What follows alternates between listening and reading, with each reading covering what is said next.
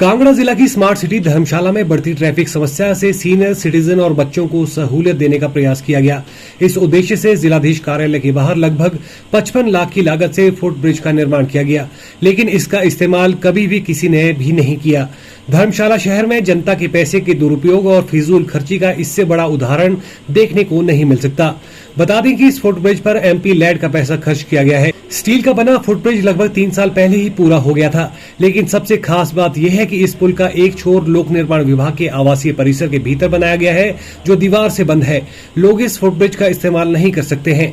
इस पर सांसद किशन कपूर और कई जनप्रतिनिधि पहले ही सवाल खड़े कर चुके हैं। धर्मशाला नगर निगम के पूर्व मेयर एवं पार्षद देवेंद्र जग्गी ने कहा कि निगम ने स्टील फुटब्रिज के निर्माण पर आपत्ति जताई थी, क्योंकि इसकी कोई आवश्यकता नहीं थी। सड़क की जिस छोर पर फुटब्रिज बनाया गया है वे स्थान ही सही नहीं है। इस विषय को लेकर जब अधिकारियों से बात करने की कोशिश की गई तो वे इस पर बात करने से कतराते हुए नजर आए और जवाब देने से बचते रहे। आम लोगों को इसका कोई फायदा नहीं हुआ। और दूसरा, जब ये बन रहा था हमें तो ये समझ नहीं आई कि ये किस टेक्निकल एक्सपर्ट ने इसको पास किया था, क्योंकि हमने उस टाइम पे इतने ऑब्जेक्शन किए। वहाँ पे हमारा स्मार्ट रोड जब बन रहा था तो उसमें जो वॉकवेज बन रहे थे उसको वॉल जो बाउंड्री वॉल पीडब्ल्यूडी की लगी है वहाँ से उसने जाना था। और अभी जो बना हुआ वो पीडब्ल्यूडी की बाउंड्री वॉल के अंदर बना हुआ, ना उसमें कोई अंदर जा रहा है, और दूसरा सिरा जो उसका वो डीसी ऑफिस के अंदर से निकल रहा है। मुझे तो ये लगता है कि अगर हम लोग एस्केलेटर लगा देते इसकी जगह तो वो ज़्यादा अच्छा रहता। लेकिन उस टाइम पे हमने एक्सचेंज जो पीडब्ल्यूडी थे उनको हमने बोला था कि इसका बनाने का यहाँ कोई औचित्य नहीं है।